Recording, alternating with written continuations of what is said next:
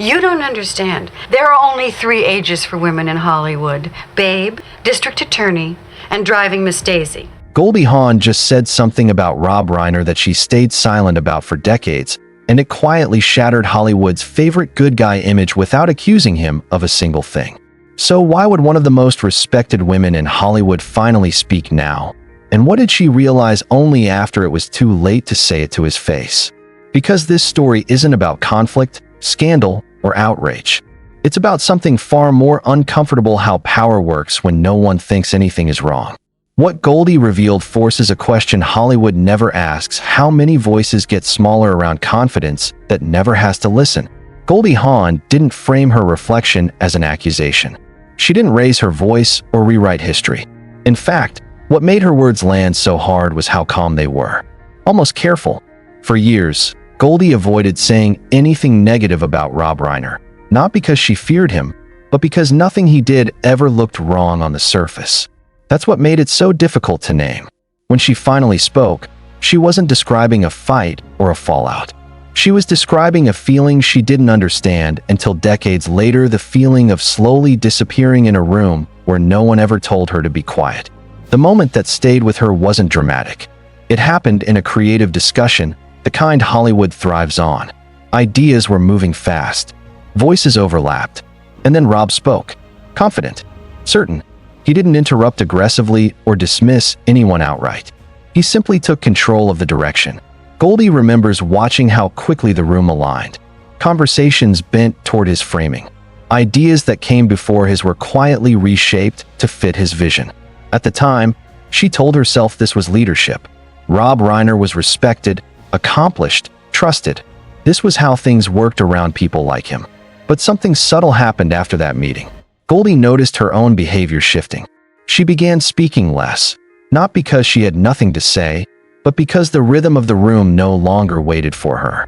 Her ideas weren't rejected. They were absorbed, redirected, or moved past before she could finish explaining them. It was polite, smooth, efficient, and because nothing felt hostile, she questioned herself instead of the environment. Was she being too sensitive? Was she slowing things down? Was collaboration supposed to feel like this? This is where her reflection turns uncomfortable. Goldie admits she didn't feel attacked. She felt managed. Not directly, not intentionally, but consistently. Around Rob, she softened her ideas. She chose her words more carefully. She learned when to let things go. Not because she agreed, but because pushing back felt unnecessary, almost awkward. And in Hollywood, awkwardness is the fastest way to lose momentum. What made this dynamic so powerful was Rob's reputation. He was known as a good guy, a steady hand, someone who kept projects moving without ego-driven chaos. That image mattered.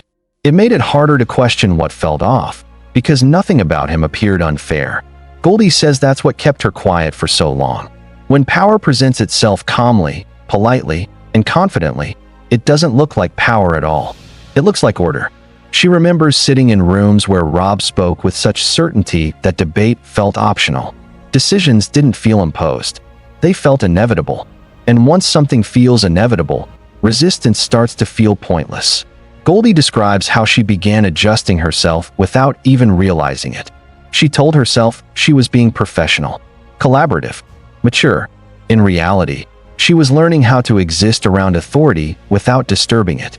The most unsettling part of her reflection isn't about Rob's behavior. It's about her response to it. Goldie admits that her first instinct was never to challenge him. It was to question herself. She assumed his confidence meant he was right, and her hesitation meant she needed to adapt. That belief didn't just shape how she worked with Rob. It followed her into other rooms, other relationships, other spaces where strong personalities dominated quietly. Looking back now, Goldie says that first uneasy moment matters because it set the tone, not for one project, but for years of interaction. At the time, it felt harmless, efficient, even respectful. Only later did she realize that what she mistook for collaboration was actually the beginning of self-erasure. And that realization, once it surfaced, refused to stay buried. Because once you recognize how easily silence can form around confidence, you start seeing it everywhere. And what Goldie noticed next wasn't about one meeting or one moment, It was a pattern that slowly taught her when not to speak at all. I think for me, I mean, he was way too young for me. I mean, I was like dating older guys, right? I was what, 20? I was only 15 years old. Goldie Hawn says the dynamic she felt around Rob Reiner didn't stay confined to that first meeting. It followed her, quietly. The more time she spent in rooms where Rob held influence, the more familiar the pattern became. His voice didn't dominate through force. It guided through certainty. When he spoke, the room moved forward. When he decided, conversations wrapped themselves around that decision without friction. Over time, Goldie began to recognize something that unsettled her, not because it felt hostile, but because it felt normal. She describes moments where she started to speak and stopped halfway through her thought, not because she was interrupted, but because the direction had already been set. By the time she found the words, the room had moved on. At the time, she framed this as professionalism. She told herself that not every idea needed to be voiced, especially when momentum mattered. In creative spaces, slowing things down can be seen as a liability, and Rob's confidence created momentum effortlessly. What made this harder to identify was how polite everything felt. Rob never shut her down. He didn't raise his voice or correct her publicly. He listened, nodded, and then reframed the discussion in a way that gently carried it away from her original point. It was subtle enough that no one else noticed, subtle enough that Goldie herself struggled to name it. She didn't feel dismissed. She felt invisible, and invisibility is easier to rationalize than rejection. Goldie admits that she adapted. She learned when to contribute and when to stay quiet, especially around Rob. Not because he demanded it, but because the structure of the room made resistance feel unnecessary. The environment itself rewarded certainty, and Rob embodied it. Over time, Goldie says she internalized the imbalance. She assumed that his confidence meant clarity, and her hesitation meant doubt. She didn't question whether the space allowed for both. This is where her reflection becomes more personal. Goldie realized years later that she wasn't just adapting to Rob. She was learning a broader lesson about power. Strong personalities don't always silence others directly. Sometimes they teach people to silence themselves. And once that lesson is learned, it doesn't stay contained. It follows you into other rooms, other collaborations, other moments where speaking up feels like unnecessary friction. She describes how easy it was to mistake this adaptation for wisdom. Staying quiet kept things smooth. It preserved harmony. It protected relationships she didn't want to complicate. Around Rob, silence felt like choosing peace. And in an industry built on reputation and access, peace can feel like survival. What strikes Goldie most now is how long it took her to recognize this pattern. There was no resentment back then, no anger, just adjustment. She believed collaboration meant compromise, and compromise meant letting go of certain ideas without a fight. The cost of that choice wasn't obvious in the moment. It accumulated slowly, shaping how she saw herself in spaces where authority already belonged to someone else. Looking back after Rob Reiner's passing, Goldie says this is what unsettles her most. Not that Rob intended to quiet her, but that she learned to quiet herself in his presence and called it collaboration. At the time, it felt harmless. Now she sees it as the beginning of a pattern that affected how she engaged with power long after those rooms emptied. She also admits that Rob was the first time she noticed this shift so clearly. Once she saw it, she couldn't unsee it. She began recognizing similar dynamics elsewhere, rooms where decisions felt guided rather than debated, where certainty set the limits of conversation. Rob wasn't unique in that sense, but he was the first person whose presence made her consciously pull back. And that realization changed how she remembers those years. What once felt like smooth professionalism now feels like a series of small self-adjustments she never questioned, each one insignificant on its own. Together, they taught her that staying quiet was often easier than challenging the flow of authority. Goldie doesn't frame this as regret. She frames it as recognition, an understanding that silence can feel safe while quietly reshaping the person choosing it. Around Rob, she wasn't afraid. She was careful, and care, repeated often enough, can turn into self-censorship without ever announcing itself. But there was one moment when Goldie didn't stay quiet, and what happened afterward revealed the invisible boundaries she had been navigating all along. relationship in a way that when you get older, you go, oh, I'm so glad I got through whatever period that was. Relationships go through periods, sometimes really hard times, but there's nothing sweeter than having a family, and that is worth everything. Goldie Hawn says there was a moment she still replays in her mind because it quietly changed how she understood power. It wasn't dramatic. There was no argument, no raised voices, no public fallout. It happened during a creative discussion where Rob Reiner was clearly set on a direction, and for once, Goldie didn't adjust herself around it. She spoke up, calmly, professionally, not to challenge his authority, but to offer a different perspective she believed mattered. She remembers choosing her words carefully, making sure her tone stayed collaborative. This wasn't rebellion. It was participation. Rob listened. He didn't interrupt her or dismiss her outright. When she finished, he acknowledged what she said, then calmly restated his position with the same certainty he always carried. Within minutes, the conversation moved on. The decision stood. No one else circled back to her point. On the surface, nothing went wrong. What stayed with Goldie wasn't losing the argument. It was what happened next. In the weeks that followed, she noticed subtle changes that were easy to miss but impossible to ignore once felt. She was still included, still respected, but no longer central. Follow-up conversations happened without her. Decisions took shape elsewhere before reaching her. She wasn't pushed out. She was gently repositioned. There was no confrontation to explain this shift. No one told her she'd crossed a line. That's what made it so instructive. Speaking up didn't cause drama. It changed access. It showed her where the invisible boundaries were and what happened when you crossed them, even politely. Goldie says this was the moment she realized her earlier silence wasn't accidental. It was learned behavior shaped by outcomes like this one. She doesn't describe Rob as hostile in that moment. In fact, she's careful to say he remained professional throughout. That's what made his influence so powerful. He didn't need to correct her or defend his position aggressively. His authority absorbed the disagreement and moved forward as if it had already been resolved. The room followed without question. Goldie admits that after this experience, she became more selective about when she spoke up. Not because she doubted herself, but because she understood the cost. She learned that disagreement didn't break the system. It simply nudged her to the edges of it.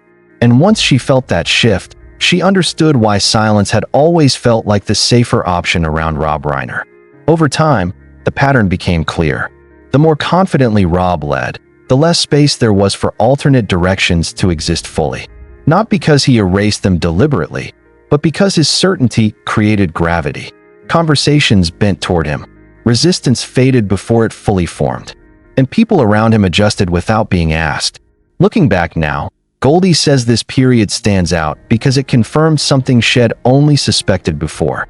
Power doesn't always announce itself. Sometimes it reveals itself in what changes after you speak. The absence of conflict can be just as instructive as confrontation. And once she recognized that, she began seeing similar dynamics everywhere. She realized that Rob likely believed everything was working smoothly. From his perspective, nothing appeared unfair. Projects moved forward. People stayed professional. That's what makes power so complicated. It often feels invisible to the person holding it while quietly shaping everyone else in the room. Goldie says this moment also forced her to confront something uncomfortable about herself. She valued harmony. She wanted to be seen as collaborative, not difficult. And around someone like Rob, those instincts were rewarded. Speaking up once taught her that harmony came at a price she hadn't fully considered before. What changed after that wasn't resentment. It was clarity. She began to see Rob not as a problem, but as a force. Someone whose presence alone could redirect outcomes without effort. Once she saw that, she couldn't unsee it. It reshaped how she remembered their entire working relationship. And that clarity didn't fade with time. Even decades later, Goldie says that moment still lingers because it taught her something about how influence actually works. Not loudly, not cruelly, but efficiently. Quiet enough that no one feels wronged, and powerful enough that no one feels invited to push back again. But years later, Goldie would hear something from Rob Reiner that cracked this image entirely, and it had nothing to do with work. Years after those creative rooms emptied and long after Goldie Hawn had learned how to navigate Rob Reiner's quiet authority, something happened that reframed everything for her. It didn't occur during a meeting or on a set. It wasn't about work at all. It happened in a private conversation that, at the time, felt unremarkable. Only later did it take on weight. Goldie recalls Rob mentioning concerns about his son, Nick. There was no drama in his voice. No accusations. Just exhaustion. He spoke like a man who had tried everything and wasn't sure what else to do. He talked about structure, support, effort, and the fear of losing control of a situation he didn't fully understand. What struck Goldie wasn't the content of what he said. It was the tone. For one of the few times she could remember, Rob didn't sound certain. He sounded afraid. At the time, she didn't connect it to anything else. Hollywood parents talk about stress all the time. She offered sympathy, reassured him that he was doing his best, and the conversation moved on. But years later, after everything surrounding Rob's family came into public view, that memory resurfaced with new meaning. It replayed differently. The man who filled rooms with confidence at work had, in that moment, admitted he couldn't manage what mattered most. That contrast unsettled her. Goldie began to wonder whether the certainty she felt around Rob professionally came from the same place as the fear he briefly revealed personally. Control as protection. In creative spaces, that instinct looked like leadership. In private, it looked like anxiety about things slipping beyond reach. She doesn't draw conclusions or assign blame. She simply acknowledges that authority and fear can coexist, often invisibly. As she reflected on this, other memories resurfaced. Moments she once dismissed as insignificant began lining up. She remembered a day when Rob arrived at work looking off. There was a visible mark on him. When someone casually asked, Rob brushed it away, saying he'd fallen on the stairs. The room moved on quickly. No follow-up. No questions. Goldie remembers the glances exchanged, the shared sense that something didn't quite add up, and the collective decision to let it go. What stayed with her wasn't the explanation. It was the reaction. Concern without language. Awareness without action. The same pattern Shed experienced creatively was playing out again.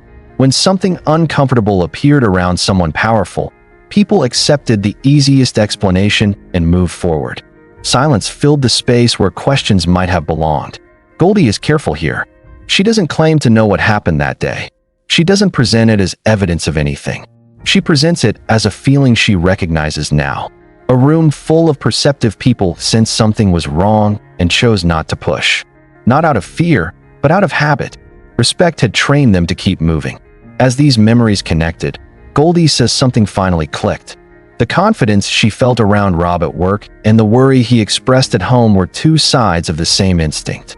He believed in managing problems into order, finding the right approach, staying ahead of chaos. That belief served him professionally, but when applied to things that couldn't be controlled, it created pressure instead. She recalls hearing about repeated attempts to help Nick. Specialists, structure, support systems. Each new effort carried hope that this would be the turning point. Rob spoke about these efforts with determination, not denial. He believed that if he stayed engaged and decisive, things would stabilize. What Goldie noticed was how protective everyone became of him during this period. People closed ranks. They avoided judgment. They trusted that Rob knew what he was doing. Looking back, she wonders whether that protection also limited how much real challenge reached him. Advice came softly. Boundaries were respected carefully. No one wanted to push too hard and risk being shut out. Caring took the form of accommodation rather than confrontation. And once again, silence felt like support. Goldie admits there was a point when the tone around Rob shifted. Early conversations were hopeful. Later ones were tired.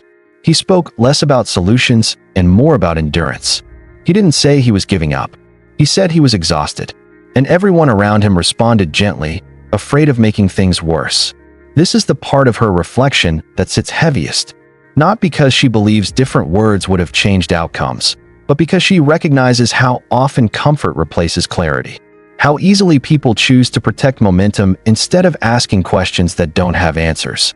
When Goldie finally allowed herself to see these patterns together, she understood why her memories around Rob never fully settled. They weren't just about work. They were about how strong personalities shape silence everywhere they go. And once she saw that, she knew why she could no longer keep her reflections private. As Goldie Hawn brings her reflections to a close, she's careful not to offer answers where none exist. This story doesn't end with blame, and it doesn't resolve into a single explanation. Instead, it leaves behind something quieter and harder to sit with. The understanding that strength and pressure can coexist, that good intentions don't always prevent harm, and that silence, even when chosen for peace, can shape outcomes long after the moment has passed. Goldie isn't trying to redefine Rob Reiner's legacy or explain the tragedy surrounding his family. She makes it clear that one person's experience can never tell the whole story. What she offers instead is awareness. The recognition that power doesn't always look like dominance. Sometimes it looks like certainty so complete that no one feels invited to question it. Sometimes it looks like rooms that keep moving forward while important things go unsaid. What lingers most is the question she leaves behind. How many stories remain unfinished because they didn't feel dramatic enough in the moment? How often do people mistake respect for silence or control for stability until it's too late to speak directly to the people involved? Goldie shared her truth not to reopen the past, but to acknowledge it honestly. Because reflection, even when it comes late, can still matter. And sometimes, speaking gently is the only way to break a silence that lasted too long. If stories like this make you pause and see things differently, subscribe for more deep, thoughtful explorations beyond the headlines.